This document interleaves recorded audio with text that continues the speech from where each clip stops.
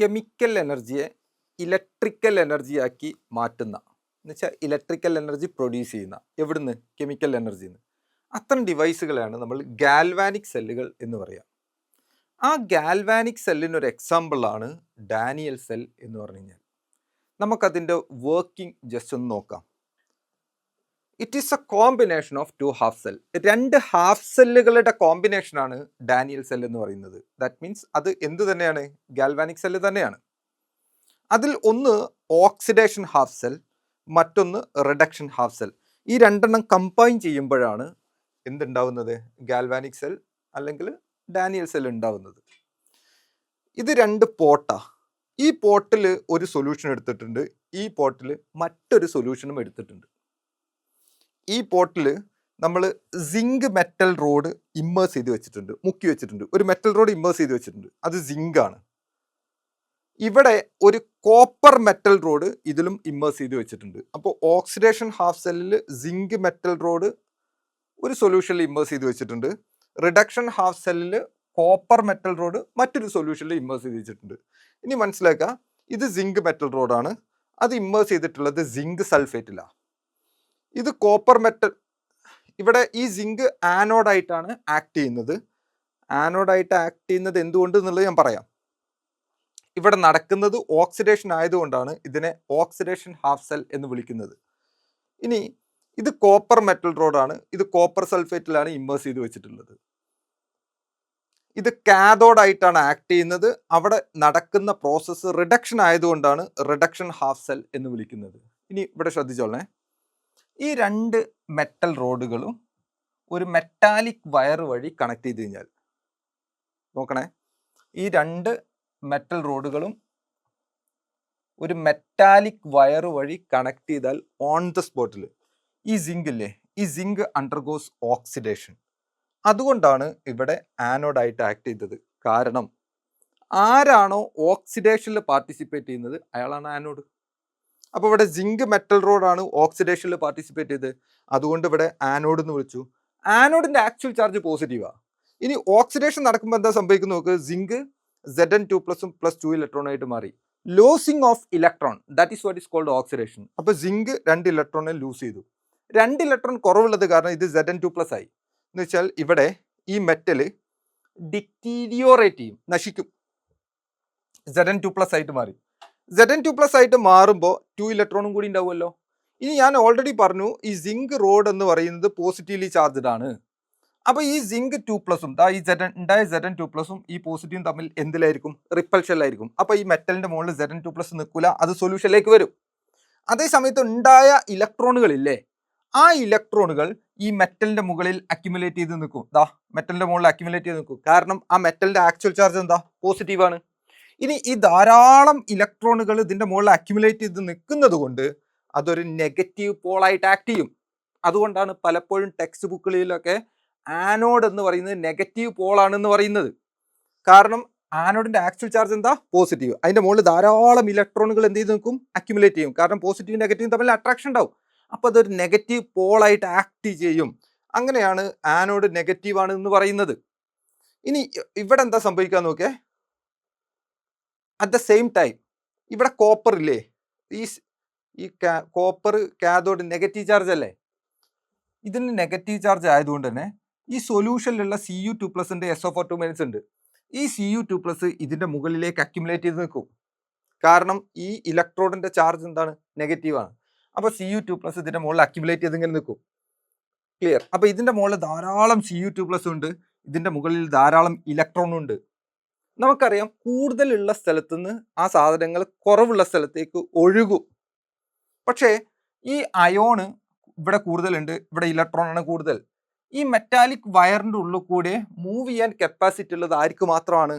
ഇലക്ട്രോണുകൾക്ക് മാത്രമാണ്. അയോണുകൾക്ക് മൂവ് ചെയ്യാൻ കപ്പാസിറ്റി ഇല്ല. അപ്പൊ കൂടുതൽ ഇലക്ട്രോൺ ഉള്ള സ്ഥലത്ത് നിന്ന് കുറവ് ഇലക്ട്രോൺ ഉള്ള സ്ഥലത്തേക്ക് ഇലക്ട്രോണുകളുടെ മൂവ്മെന്റ് ഉണ്ടാവും. ക്ലിയർ? ആ ഇലക്ട്രോണിന്റെ മൂവ്മെന്റ് അല്ലേ ഇലക്ട്രിസിറ്റി ആയിട്ട് നമ്മൾ മേക്ക് യൂസ് ചെയ്യുന്നത്. അപ്പൊ ഇവിടുന്ന് ഇലക്ട്രോൺ ഇവിടുന്ന് ഇങ്ങോട്ടേക്ക് മൂവ് ചെയ്യും. ദാറ്റ് മീൻസ് ഇലക്ട്രോൺ ആനോഡിൽ നിന്ന് കാഥോഡിലേക്ക് മൂവ് ചെയ്യും. അതാണ് ഇലക്ട്രിസിറ്റി. ഈ വയർ എവിടേക്കൊക്കെ കൊണ്ടുപോകുന്ന അവിടേക്ക് ഇലക്ട്രിസിറ്റി എത്തും. അപ്പൊ ആനോഡിൽ നിന്ന് കാഥോഡിലേക്ക് ഇലക്ട്രോൺ മൂവ് ചെയ്യുമ്പോൾ സംഭവിക്കുന്നത് എന്താണെന്ന് വെച്ചാൽ, ഇതിന്റെ മുകളിലുള്ള Cu2+ ഇല്ലേ, ഈ ഇലക്ട്രോൺ അങ്ങനെ മൂവ് ചെയ്ത് വന്നിട്ട് 2 ഇലക്ട്രോണിനെ സ്വീകരിച്ച് Cu മെറ്റലായിട്ട് മാറി. ദാറ്റ് മീൻസ് ഈ സിങ്ക് മെറ്റൽ റോഡ് ഡിറ്റീരിയോറേറ്റ് നശിച്ചുകൊണ്ടേയിരിക്കുക. അതേ സമയത്ത് ഈ മെറ്റൽ കൊഴുത്തു വരിക. കാരണം ഇതിൻ്റെ അകത്തുള്ള Cu2+ ഇതിൻ്റെ മുകളിൽ എന്ത് ചെയ്യും, അക്യുമുലേറ്റ് ചെയ്ത് Cu മെറ്റലായിട്ട് മാറും. ക്ലിയർ? അപ്പോൾ ഇവിടെ എന്ത് നടന്നിട്ടുണ്ട്, ഓക്സിഡേഷൻ നടന്നിട്ടുണ്ട്. ഇവിടെ എന്ത് നടന്നിട്ടുണ്ട്, റിഡക്ഷൻ നടന്നിട്ടുണ്ട്. ഇങ്ങനെയാണ് കെമിക്കൽ എനർജിയെ ഇലക്ട്രിക്കൽ എനർജി ആക്കി മാറ്റുന്നത്. പക്ഷെ അവിടെ ഒരു പ്രശ്നമുണ്ട്. എന്താ കാര്യം എന്ന് വെച്ചാൽ ഇവിടെ എത്ര Zn2+ ഉണ്ടോ അത്ര തന്നെ SO4 ഉണ്ടായിരുന്നു. ഇവിടെ എത്ര Zn2+ ഉണ്ടോ അത്ര തന്നെ SO4 ഉണ്ടായിരുന്നു. ഇവിടെ എത്ര Cu2+ ഉണ്ടായിരുന്നോ അത്ര തന്നെ SO4 ഉണ്ടായിരുന്നു. രണ്ടും സെയിം ആയിരുന്നു.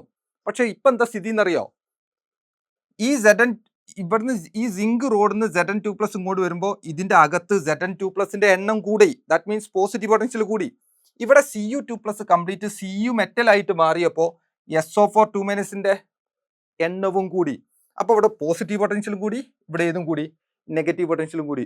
അപ്പോൾ ഇലക്ട്രിക്കൽ ന്യൂട്രാലിറ്റി നഷ്ടപ്പെട്ടു. കാരണം ഇവിടെ SO4 എണ്ണം കൂടി പറഞ്ഞാൽ നെഗറ്റീവ് പൊട്ടൻഷ്യൽ കൂടുക എന്നല്ലേ ഇതിന്റെ അർത്ഥം. ഈ സൊല്യൂഷനിൽ നെഗറ്റീവ് പൊട്ടൻഷ്യൽ കൂടിയാൽ ഇനി ഇങ്ങോട്ടേക്ക് ഇലക്ട്രോൺ വരുന്നത് തടയപ്പെടും. കാരണം ഇലക്ട്രോണിന്റെ ചാർജ് നെഗറ്റീവാണ്, SO4 ചാർജ് നെഗറ്റീവാ. ആ നെഗറ്റീവും തമ്മിൽ എന്തുണ്ടാവും, റിപ്പൾഷൻ ഉണ്ടാവും. അപ്പോൾ സെൽ റിയാക്ഷൻ സ്റ്റോപ്പ് ചെയ്യാനുള്ള സാധ്യത ഉണ്ട്. അതേപോലെ തന്നെ ഇതിൽ പോസിറ്റീവ് പൊട്ടൻഷ്യൽ കൂടിയാൽ ഫർദർ Zn2+ ഇങ്ങോട്ട് വരാനുള്ള സാധ്യത കുറയും. അപ്പോൾ സെൽ റിയാക്ഷൻ സ്റ്റോപ്പ് ചെയ്യാനുള്ള സാധ്യത വളരെ കൂടുതലാണ്. അതിനെ അവോയ്ഡ് ചെയ്യാൻ നമ്മൾ മറ്റൊരു മെക്കാനിസം യൂസ് ചെയ്യും. നോക്കിയാൽ ഈ Cu2+ മുകളിലേക്ക് അക്യുമുലേറ്റ് ചെയ്തുകൊണ്ടാണ് ഇത് പോസിറ്റീവ് പോളായിട്ട് ആക്ട് ചെയ്യുന്നത്. ഞാൻ നേരത്തെ പറഞ്ഞു ആനോഡ് നെഗറ്റീവ് പോളാണ്, കാഥോഡ് ഏതാണ്, പോസിറ്റീവ് പോളാണ്. ഇന്ന് നോക്കിയാൽ ഈ ഇലക്ട്രിക്കൽ ന്യൂട്രാലിറ്റി മെയിൻറ്റെയിൻ ചെയ്യാൻ നമ്മൾ മറ്റൊരു ഡിവൈസ് യൂസ് ചെയ്യും. ആ ഡിവൈസിനെ വിളിക്കുന്ന പേരാണ് സോൾട്ട് ബ്രിഡ്ജ്. എന്താ വിളിക്കുന്നത്, സോൾട്ട് ബ്രിഡ്ജ്. ആ സോൾട്ട് ബ്രിഡ്ജിന്റെ അകത്ത് സ്ട്രോങ് ഇലക്ട്രോലൈറ്റ് ലൈക്ക് ഒന്നുകിൽ KCl അല്ലെങ്കിൽ KNO3 ആണ് യൂസ് ചെയ്യാറുള്ളത്. ഇതൊരു ഷേപ്പ്ഡ് ഗ്ലാസ് ട്യൂബാണ്, കമിഴ്ത്തി വെച്ചതാ. അതിനകത്ത് ഒന്നുകിൽ കോട്ടൺ പഞ്ഞി അതിൻ്റെ ഉള്ളിൽ നിറച്ചു വെക്കും, അല്ലെന്നുണ്ടെങ്കിൽ അഗർ ജെല്ലി ലൈക്ക് ഒരു വാക്സ് ലൈക്ക് സബ്സ്റ്റൻ്റ് ആണ്, അത് അതിൻ്റെ ഉള്ളിൽ ഫില്ല് ചെയ്ത് വെക്കും. എന്തിനാണെന്നറിയോ, ഇതിൻ്റെ അകത്തെടുക്കുന്ന KCl ഒന്നായിട്ട് ഒറ്റയടിക്ക് ഈ സൊല്യൂഷനിലേക്ക് വരാതിരിക്കാൻ. ഇനിയിപ്പോൾ ഇതിൻ്റെ അകത്ത് KCl ആണ് എടുത്തതെങ്കിൽ എന്താ സംഭവിക്കാന്നറിയോ, ഇവിടെ Zn2+ എണ്ണം കൂടുതലേ ചെയ്യുന്നത്. അപ്പോൾ എണ്ണം കൂടുമ്പോൾ ഇവിടുന്ന് Cl- ഇറങ്ങി വരും. ഇവിടെ SO4 എണ്ണം കൂടുമ്പോൾ ഇവിടുന്ന് K+ ഇറങ്ങി വന്ന് K2SO4 ആയിട്ട് മാറും. ഇവിടെ ZnCl2 ആയിട്ട് മാറി ഇലക്ട്രിക്കൽ ന്യൂട്രാലിറ്റി മെയിൻറ്റെയിൻ ചെയ്യും. അതിന് വേണ്ടിയിട്ടാണ് ഓരോ ഹാഫ് സെല്ലിലും ഇലക്ട്രിക്കൽ ന്യൂട്രാലിറ്റി മെയിൻറ്റെയിൻ ചെയ്യാൻ വേണ്ടിയിട്ടാണ് യഥാർത്ഥത്തിൽ ഏതെടുക്കുന്നത്, salt bridge. It is a shaped glass tube filled with agar jelly like a substance or cotton and strong electrolyte like KCl or KNO3. ഇനി നോക്കേ, അങ്ങനെയാണെന്നുണ്ടെങ്കിൽ നോക്ക്, ഇവിടെ ഓക്സിഡേഷൻ നടന്നു, ഇവിടെ റിഡക്ഷൻ നടന്നു. ഇത് രണ്ടും കൂടി കമ്പൈൻ ചെയ്ത ഒരു റിഡോക്സ് റിയാക്ഷൻ ആയിരിക്കും. Zn ഈ ആരോന്റെ ലെഫ്റ്റ് ഹാൻഡ് സൈഡിലുള്ളതൊക്കെ എഴുതി Zn Cu2+ + 2 ഇലക്ട്രോൺ ഉണ്ടായിരുന്നു. ഇനി അപ്പുറത്തെ സൈഡിൽ Zn2+ + 2 ഇലക്ട്രോൺ + Cu. ആ ഇലക്ട്രോൺ ക്യാൻസൽ ചെയ്തു. അപ്പോൾ റിയാക്ഷൻ ഏതാ വരുന്നത്, Zn + Cu2+ gives Zn2++ Cu. ഇനി നോക്കേ, ഈ സോൾട്ട് ബ്രിഡ്ജിന്റെ ഫംഗ്ഷൻ ഒന്ന് ഇവിടെ സംസാരിക്കുന്നുണ്ട്. Functions of salt bridge, that means to maintain electrical neutrality in between 2 half cell. ഈ 2 ഹാഫ് സെല്ലുകളിലും ഇലക്ട്രിക്കൽ ന്യൂട്രാലിറ്റി മെയിൻറ്റെയിൻ ചെയ്യുക എന്നുള്ളതാണ് ഒന്നാമത്തെ പോയിന്റ്. രണ്ടാമത്തെ പോയിന്റ് വെരി ഇമ്പോർട്ടൻ്റ് ആണ്, ശ്രദ്ധിച്ചോളാം. ഇവിടെ Zn2+ എണ്ണം കൂടുതലല്ലേ, ഇവിടെ SO4 എണ്ണവും കൂടുതലാണ്. ദാറ്റ് മീൻസ് ഇവിടെ നെഗറ്റീവ് പൊട്ടൻഷ്യലും ഇവിടെ പോസിറ്റീവ് പൊട്ടൻഷ്യലും, ഈ രണ്ട് സൊല്യൂഷൻ അങ്ങോട്ട് മിക്സ് ചെയ്ത് കഴിഞ്ഞാൽ ന്യൂട്രാലിറ്റി വരും. പക്ഷെ എന്താ കുഴപ്പമെന്നറിയാം, ഇതൊരു പോസിറ്റീവ്ലി ചാർജ് ലിക്വിഡാണ്, ഇതൊരു നെഗറ്റീവ്ലി ചാർജ് ലിക്വിഡാണ്. ഒരു പോസിറ്റീവ് ചാർജ് ലിക്വിഡും നെഗറ്റീവ് ചാർജ് ലിക്വിഡും തമ്മിൽ കോണ്ടാക്റ്റിൽ വന്നു കഴിഞ്ഞാൽ അതിൻ്റെ ജംഗ്ഷനിൽ, ആ ലിക്വിഡിൻ്റെ ജംഗ്ഷനിൽ ഒരു പൊട്ടൻഷ്യൽ ഡിഫറൻസ് ക്രിയേറ്റ് ചെയ്യാൻ സാധ്യത ഉണ്ട്. ദാറ്റ് മീൻസ് ഇലക്ട്രിസിറ്റി പ്രൊഡ്യൂസ് ചെയ്യാനുള്ള സാധ്യത ഉണ്ട്. അത് സെൽ റിയാക്ഷനെ റിവേഴ്സ് ചെയ്യും, സെല്ലിൻ്റെ ഫംഗ്ഷനെ അത് കാര്യമായി ബാധിക്കും. അത് പ്രിവെൻറ്റ് ചെയ്യുക എന്നുള്ള ഉദ്ദേശം കൂടി ഉള്ളത് കൊണ്ട് to prevent liquid junction potential എന്നുകൂടി നമ്മൾ എഴുതി വെക്കാറുണ്ട്.